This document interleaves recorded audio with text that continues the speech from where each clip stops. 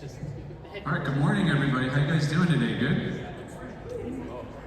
Was anybody at the House of Blues last night? Anybody else dragging a little bit today because of the House of Blues last night? Yeah, me too. So this talk, I'm not selling anything. There's no product at the end of it. There's no demo. There's no usage screenshots, should I say. This is strictly my story of me building my agency and then running it into the ground. So it's really natural for me to come up here and just talk about that, because all I'm really doing is recounting the story of how this went down and the story of my life. So it's super easy. I try to be authentic about it as possible. But I do just want to say I'm not condoning burning your agency to the ground. So if you have an agency and you're running it successfully, I hope that you make $100 million a year. I hope you get a private jet. I hope you get to buy In-N-Out Burger for the whole team. I want all those things for you guys. It just wasn't my story, that's all. So if you're building an agency, or you're a consultant, or you have an agency and it's successful, this story equally works, because the building part I'm going to include, but I'm also going to throw out a lot of red flags that will kill any business, right? That I personally experienced. So I just like to set the stage with that, But I do like to say that I am happy now. That it's not all tragedy. There is a triumph at the end of this. So I always like to set the stage with that. So I have a little bit of an agenda. I kind of broke it down into a few different chapters here. First one is deal killers. We all know what that means. These are things that I personally experienced that will absolutely kill your deals. And if enough deals get killed, will absolutely kill your agency. LA is where I got my start. Those were good days. I'm back in New York dealing with 7 months of winter, and I really wish every day I was back in LA. Back to work, that chapter is after I launched my agency, I had to go back to work. This is a story of ups and downs. They say, a life that isn't lived is a flat line, My story was 100% up and down, up and down, up and down. And there's some crazy shit we're going to talk about in that story too. Takeoff is, when we did good, we launched it and did a good job there. Doing okay is sustainability, right? That was a good time. The issue of ego is probably the most important chapter, because we all wrestle with that. Every single business owner I know deals with that. Pandemic is self-explanatory. We all lived through that, and we'll talk a little bit about what that did. And then rebirth, finding your way, through life, finding your way regardless of outcomes. That was a really special time, and I'm still in it. So that's kind of a little bit of a breakdown of the agenda. Right away, I give you the secret sauce of the talk. It's not a timeshare presentation, right? You don't have to sit through this and then get the value at the end. I put it right in the front, and 100% these are going to be your deal killers every time. Fake it till you make it culture is extremely toxic, and if you're a business owner, it's very easy, especially if you're younger, if you're in your 20s, 30s, 40s, 50s, whatever, it doesn't matter. I'm not trying to discriminate, but if you're young, 20s, 30s, and you're on Instagram, you're on TikTok, it's very, very easy to get sucked into fake it till you make it culture, okay? And I will tell you, fake it till you make it culture will absolutely take time away from learning your craft, right? And being good at what you do. And I'm not talking about making content, right? I'm not talking about having a podcast or having a YouTube channel, right? Because that's all good, and we need to do that to sell our business. We need to do that to sell the vision and to grow. What I'm talking about is more getting wrapped up in looking like you're successful than actually being successful, right? And that's something that I legitimately lived through, right?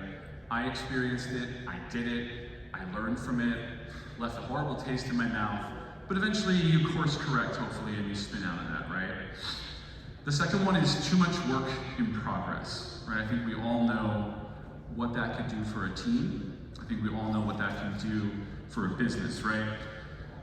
It is better to create one deep well than 1,000 shallow ones, right? So how do we focus on large projects or premium projects or clients that we can drive revenue from that doesn't put resource strain on our team, on our company, on ourselves, right? Nobody really wants to work 80 hours a week, right? That's not the dream. The dream is to work as least as possible. I mean, you know, we're human beings, right? Not human doings. So, you know, we all have to go to work every day, but when there's too much work in progress, it's stressful, dude. And I've seen it on my team's faces. I've seen it on companies I've worked for. I saw it during the agency days. So it's just one to be very careful of, because not only does it kill team morale and company culture, but it can also like take time away from your clients, and they can start to see that, right? You can start to feel the energy shift with them when you don't have time for them. They don't feel special, you know, and they should always feel special. They should always feel taken care of. So that's important. And then the last one for the deal killers section is not your bread and butter, right? And what I mean by that is like you can't do everything, you know? There's a reason why we have a social media agency. There's a reason why we have a content and creative agency. There's reasons for this, right? You can't do everything, you know? You can't do social media and then also, you know, go and do 600 other things. You have to focus on your bread and butter. When I was running my agency, I remember one day I drove down to Piscataway, New Jersey to look at a building for a guy and consult on a data center. And all of a sudden I'm like driving back, and I'm like, what are you doing? You know, they paid me $1,200 for the day, but it's taking away from me creating my premium product at my agency, right? Which was marketing operations. So why am I at a data center in New Jersey, you know, consulting for some hedge fund manager? Sure, it's whatever, it's cool, it's fun, it's exciting, but it was taking away from my bread and butter. And I really believe the bread and butter is what paid the bills. And the more I got away from the bread and butter, the more revenue started drying up. So even though I was making some money in the short term, I wasn't making any money that had a future vision long term. So Los Angeles is a great place for me. Luckily, I didn't live in Calabasas or Hollywood or West Hollywood. I lived by the beach. I surfed. It was very seductive for a New Yorker who's used to, you know, months and months of dirty snow and cold and winter.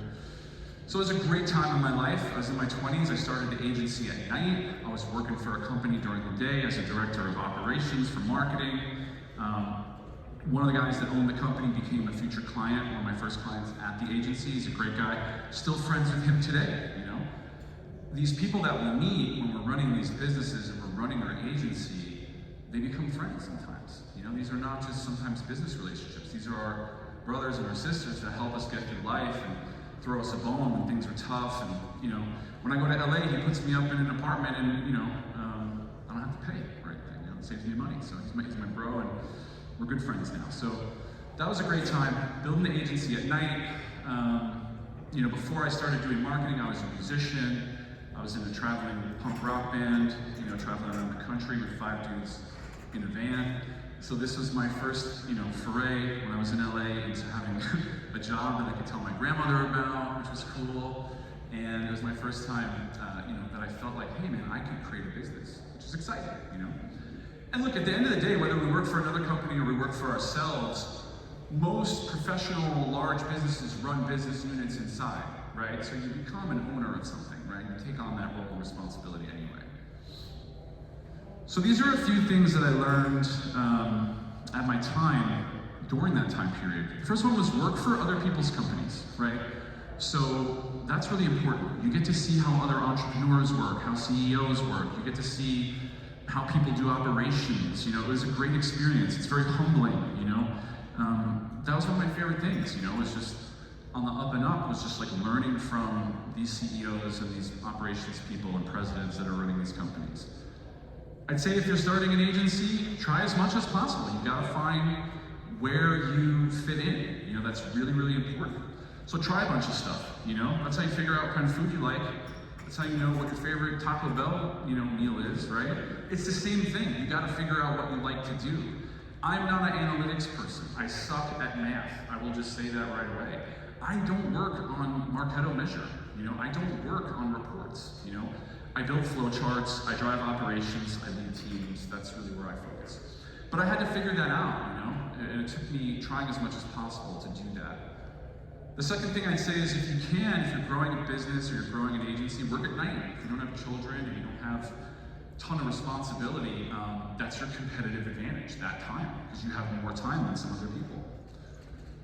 Eventually, again, figure out the areas that you can be an expert about. I think we all have like a human nature that we connect with things. Some people are visual, some people are, again, into analytics, some people are great leaders.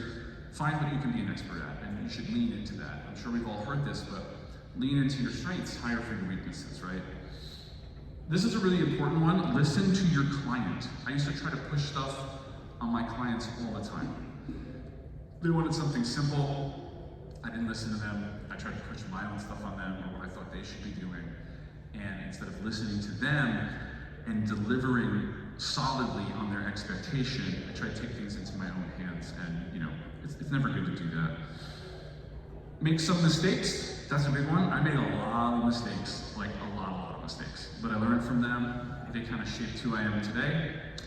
And I think the last one, honestly, it gets forgotten about because things can be kind of stressful, but you have to enjoy the moment, right? You have to realize when you're building something, in the beginning, when I look back at my whole career, even though there was a time of success, even though now I'm doing something I love, building the agency in the beginning, that me versus the world or that startup garage kind of vibe was so fun.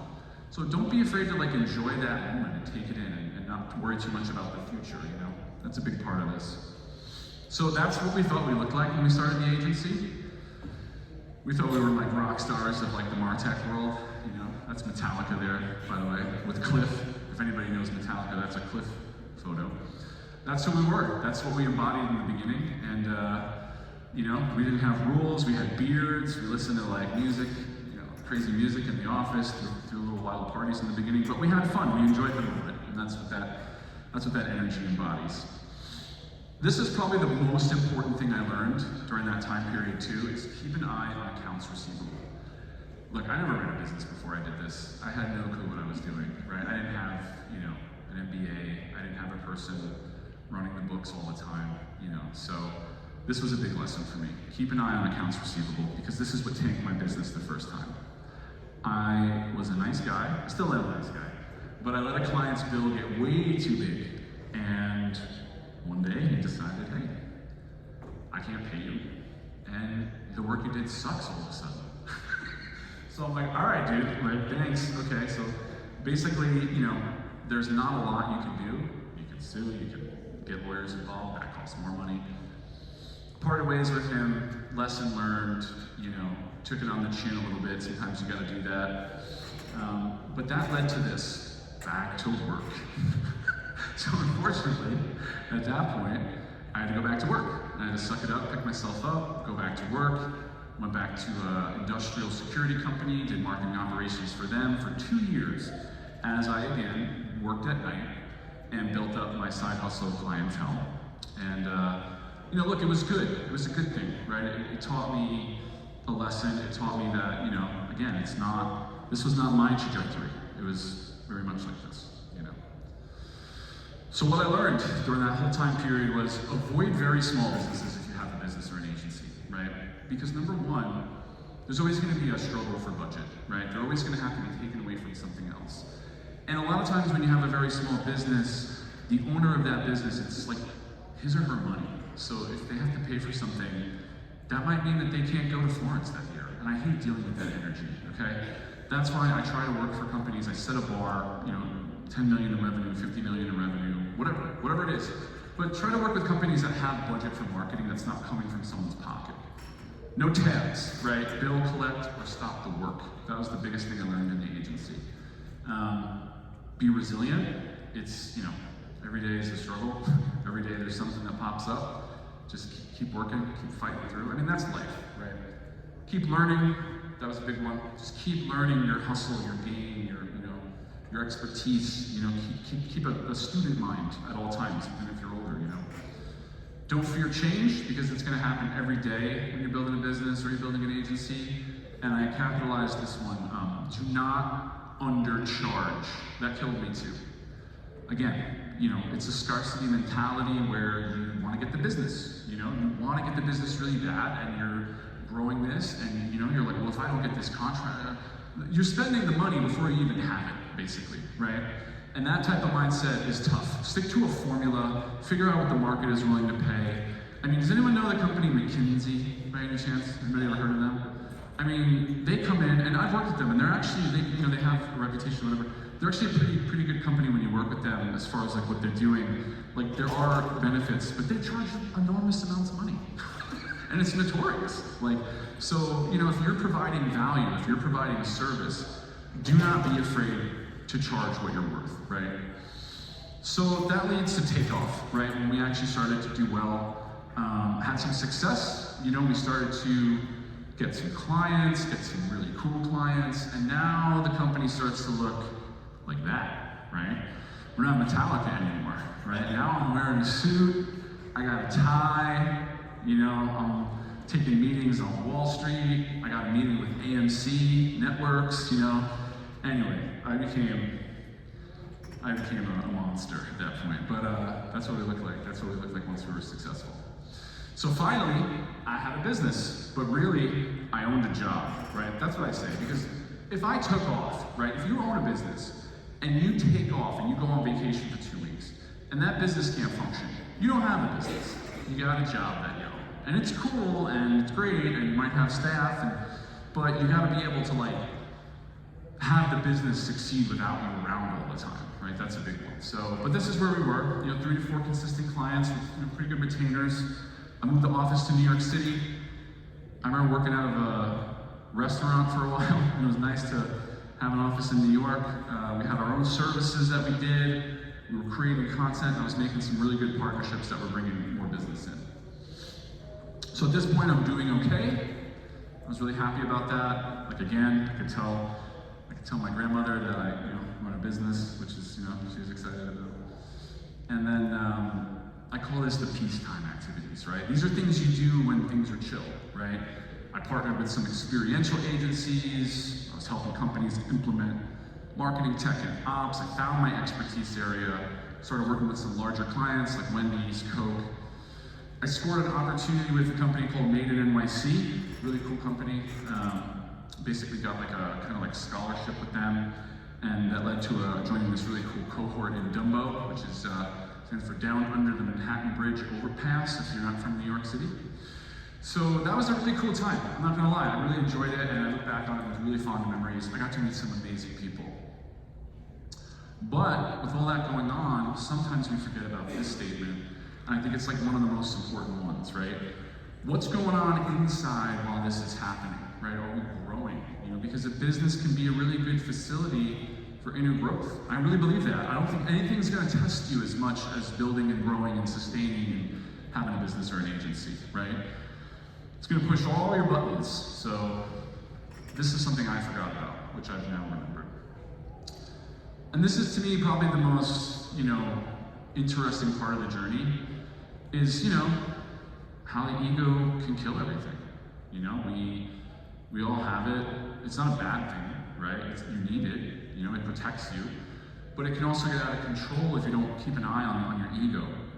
It's there's nothing wrong with being proud. There's nothing wrong with feeling accomplished, right? But the big thing with me and my story is the why changed, right? It was no longer exciting about building something, about helping people. It became about me and what I wanted and how I'm gonna have a better life, and I'm gonna do all these things, and I'm gonna save the world, And that's really where things kind of ran into problems. So this is how the ego, my ego, kind of caused my decline, right?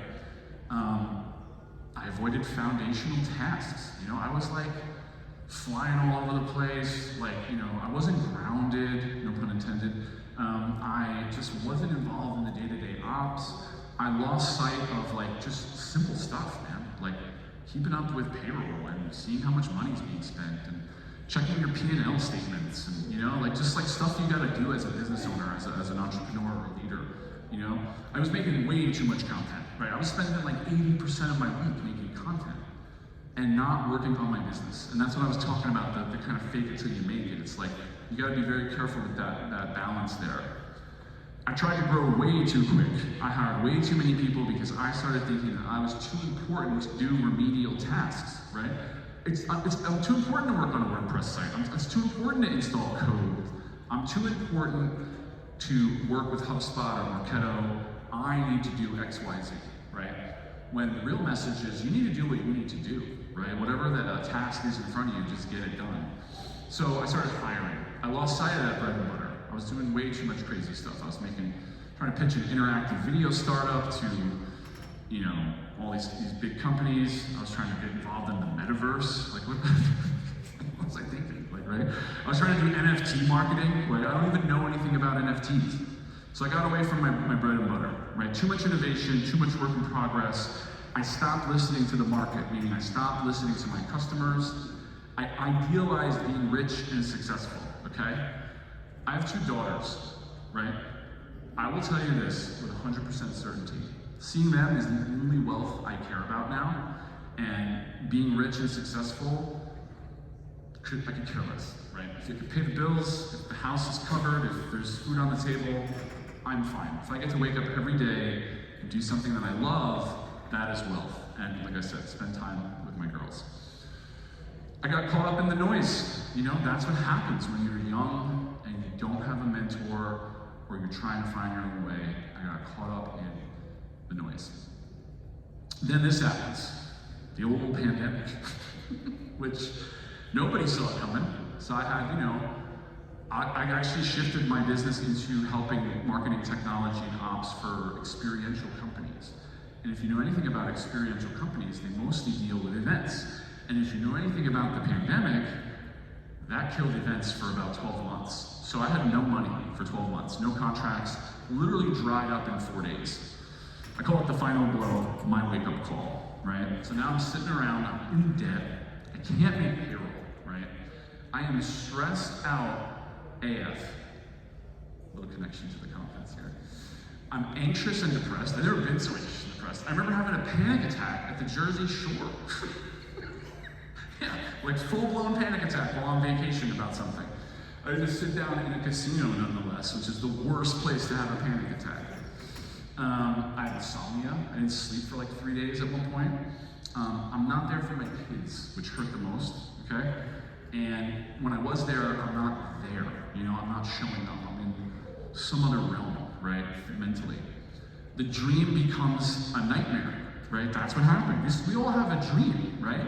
And if we're not careful, whether you want to be a musician or an artist or a business owner, or you want to, be a movie star or a comedian, whatever it is, it's your dream and you're entitled to that dream. But just be really careful it does not become a nightmare, because mine did. And that was 100% on me. You can't blame anybody for that, right? That's what I look like, right? This is exactly the energy I am embodying now, which we all know is me, right? That's me. That's how I was rolling with the company. And then one day I'm sitting in my living room and I get a call from the Department of Labor, and they're like, "Hey man, you owe us like X amount of money." And I'm like, I can't do this anymore, right? I just cannot do this anymore. And that's the rock bottom, I guess they would say that I hit, right? When I'm just like, I don't want to do this, I can't do this, something has to change.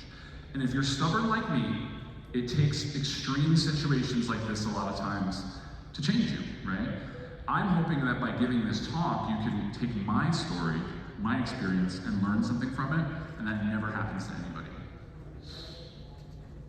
So that leads to the next part of the story, right? Which is called rebirth. So at this point, I'm like miserable, I can't do this anymore, I'm in debt, like, you guys saw all the slides about everything. And I'm sitting around and I'm like, dude, what do I do? Like, I don't even know like what to do. Because when you're building a business and you're building an agency, it's your whole world, it is like another kid project, right? I put so much into it, so many years of my life. Is this really gonna be the end? Am I really gonna like suck it up? And I said yeah, I'm gonna take a break from this. I need to, for my mental health, for my clarity. So I started to, throw my resume out there, which, at one point I got, this is even worse. Like, At one point, like, I got a job interview, and it's like, this company calls me in New York City, and I'm like, oh my God, like, I got this job interview. This is like amazing. Like, it was only like within 3 days of like, you know, being on LinkedIn looking for jobs. And I keep getting these emails, and the salary's great. And I'm like, all right, man, like things are looking good, you know.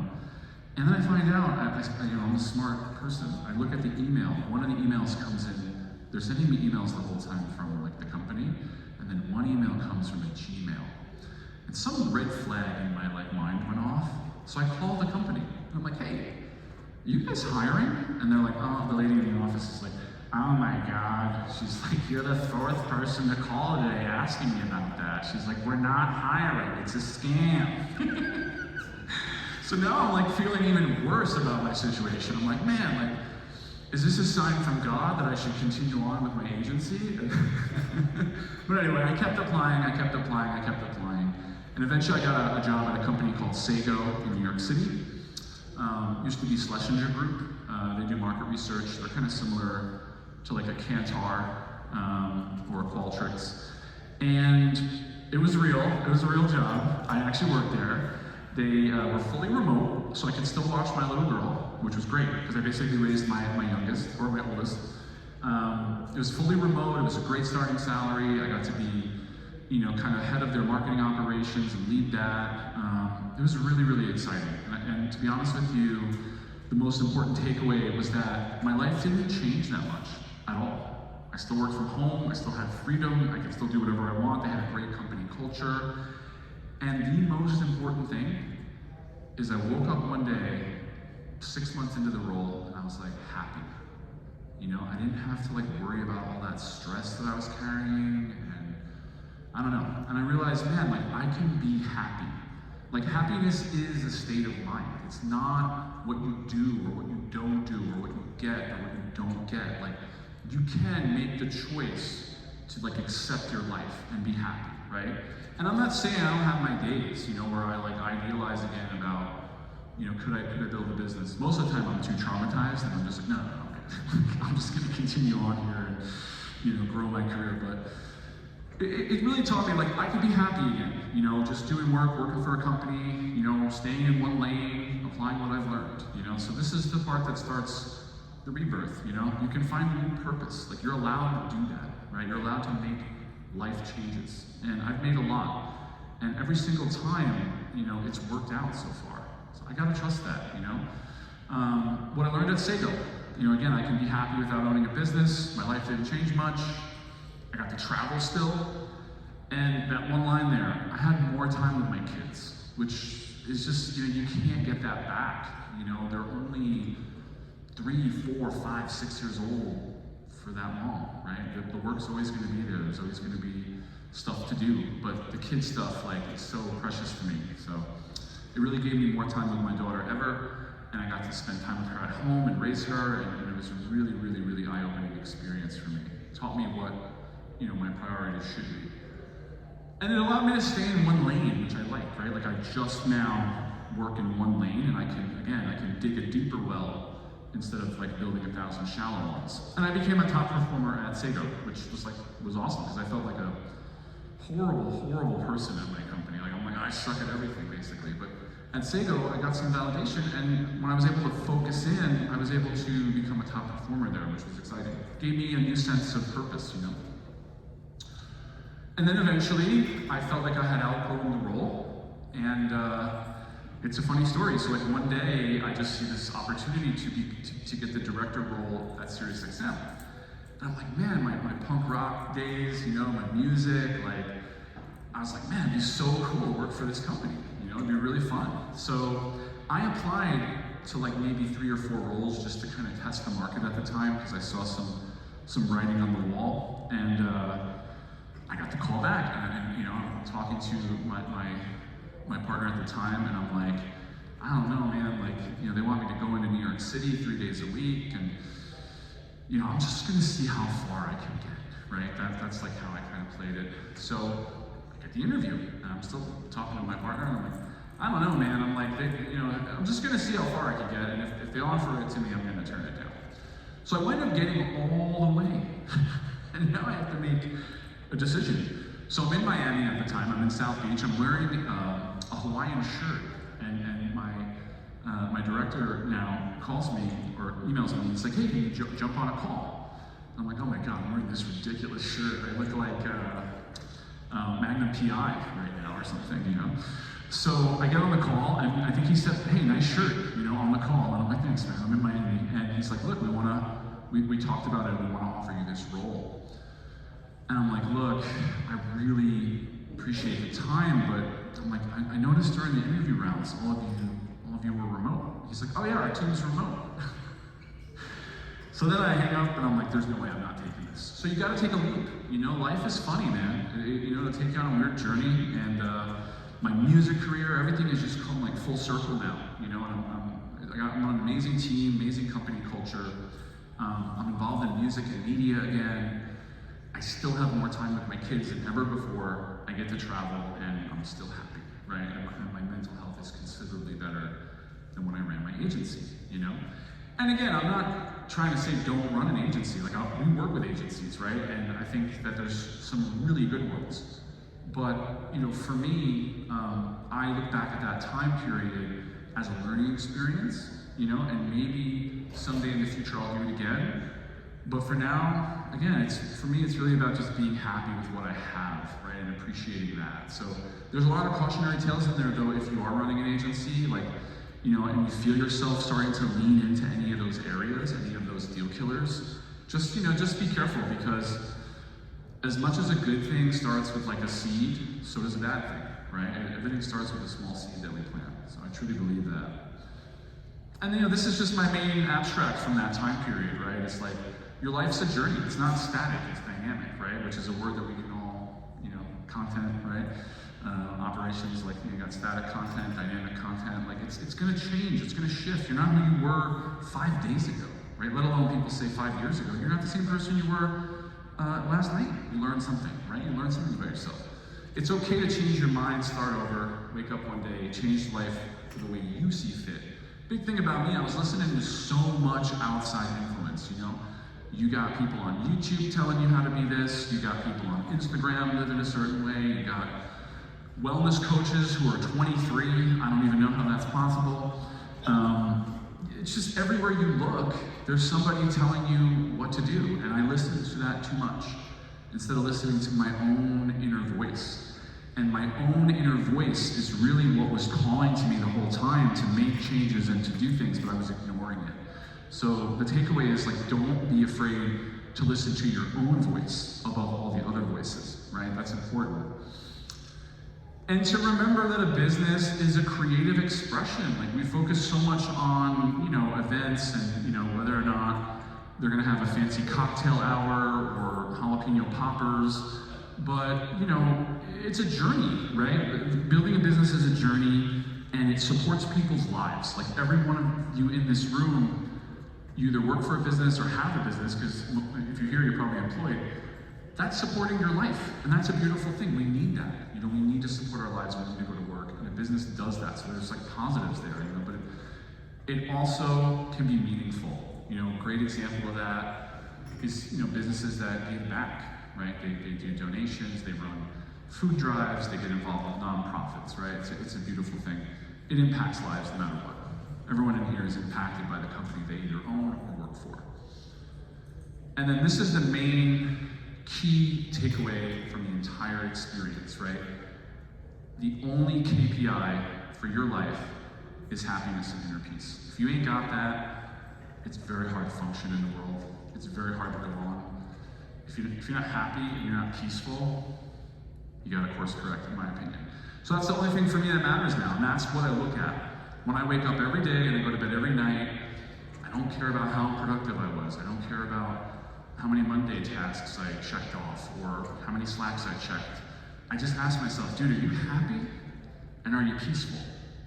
And that's it. So thank you guys. I really appreciate you taking the time to listen to me talk. I saved a little bit of time either for questions. I don't know if anybody has questions, if anybody wants to do Q&A. Yeah, you want to do Q&A? I know there's like another microphone somewhere, but... I can project. Well, I think they want to record it, that's why. Yeah. Oh, it's right too, bro. It's part of the leads to that happiness I found. Yeah. So you talked about your bread and butter. Yes. As one of those key points. How did you figure out which part of the bakery and which part of the dairy were your specific bread and butter, so to speak? Yeah. Because you've got, I have a similar background, and I love how you've done a little bit of all of these things, brought it all the way together, made an actual agency in that bread and butter, and then it found a path forward. So I'd love to hear about that phase. Yeah, how do you figure out what is your bread and butter? So there's two things there, two ways that I looked at it, right? And they're both equally valuable. I would let people tell me what I was good at, and I would listen to them. So if someone was like, you have a really good mind for this, or this is really good, this is incredible, you did great work, I wouldn't just like be like, thank you so much. Like, I'd be like, all right, like that's a feedback loop, right? And that's something I paid attention to. The other thing is very much the way that we go to school, go to college. You gotta take a bunch of classes, right? Some of them speak to you, some of them don't, you know? I think we all like intrinsically know, or we all know within ourselves, like what kind of calls to us to be the work that we want to do. You know, me, I always love marketing and technology. So I do marketing ops and RevOps because that's really where the rubber meets the road for that stuff. I don't work on creative. I don't work on copy. I don't really do much with analytics outside of like, you know, how we're going to build a reporting for the tech stack, right? The analysts do that because they like that work. So I think we just, you know, again, something calls to you and you feel connected to something. It's like why I like the Beastie Boys, you know, because I connect with the Beastie. You know, I don't listen to a lot of, you know, Willie Nelson, you know, which I probably should listen to more Willie Nelson, but, you know, I should, well, maybe we'll go out tonight and we'll get some Willie Nelson going. But like, you know the movies you like, you know the songs you like, you know the songs you don't like. It's a very similar vibe to me. It's like, just feel what you're into, you know, and that's really what should guide you, because when it gets tough, when it gets hard, that's the type of energy that will allow you to push through. Like I always say, like I would wake up every day and do marketing ops and rev ops if I wasn't paid for it. Like I like doing it, I really love doing it, and I would do it anyway. So that's a big sign.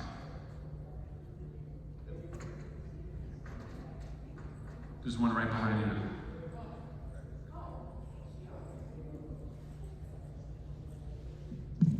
Okay, so let's pretend the pandemic did not happen. Yes. How would you change your perspective on hiring? Did you like at the time, you were saying like it was very ego-driven, like I don't have to do that, that's not my job. Yeah. But there is a balance between your KPI being like this happiness and inner peace, and I should delegate and hire for that, rather than I don't want to, and so I'm going to hire for that. Like what would you have done differently? Yeah, that's a good point. So one of the things is I always think about is it did happen. So like I can't go back and change my story because it did happen, unfortunately. But what I would say is, you know, my hiring didn't come from an operational consciousness, right? It was not like methodical and logical and smart. It was, we need to hire because I don't want to do that anymore. And I need to hire somebody to do that so I can work on sales, or I can work on something that really didn't return an ROI, you know? I think if I were to go back and do it again, I would have hired slowly, and I would have hired for a specific thing now that I have more experience. And you gotta remember, I was in my late 20s at the time, I'm in my 30s now. At the time, I didn't think through like, how do I hire in a way that like has an ROI for the company? Like how do I connect this to revenue in later, right? Which if I'm the salesperson and I'm running the vision of the company, I gotta connect that to ROI, which makes sense. I gotta go to calls, I gotta go to meetings. But it's like, how do I connect the hire to that too? I was just hiring people because I didn't want to do it. So like looking back now, I would have hired a finance person because I'm horrible at that stuff, right? Like I'm okay with like budgets and resource allocation, but like, you know, crunching numbers and all that stuff, no way. So like hire somebody who's good at that, and then I can go do the stuff that I'm good at. And to me, there's an ROI on that because they can report it to me, tell me what's up financially. I had no financial like vision at the time for a business, which makes no sense. So that's a great bit of retrospective advice on hiring, staffing strategy, what's going to drive that. What other retrospective coulda, shoulda, wouldas can you share with us? Oh man, I mean that would take another session, and I know we don't have remember the time. Coulda, shoulda, woulda. I think again, one of the biggest things that I didn't do, I did in the beginning, is I didn't serve the customer towards the end. You know, I had my own ego-driven vision of what I wanted to do, right, and what I wanted to build, and who I wanted to be, instead of letting the market and life kind of guide me. And that's what I do now more of. Like I let life guide the process, and I trust a little bit more in that. I still have executive authority over it, right? But like, I wasn't doing that. I was like stubborn, trying to like strong arm, you know, the market and not listening to like what people wanted, because people will tell you what you can help them with.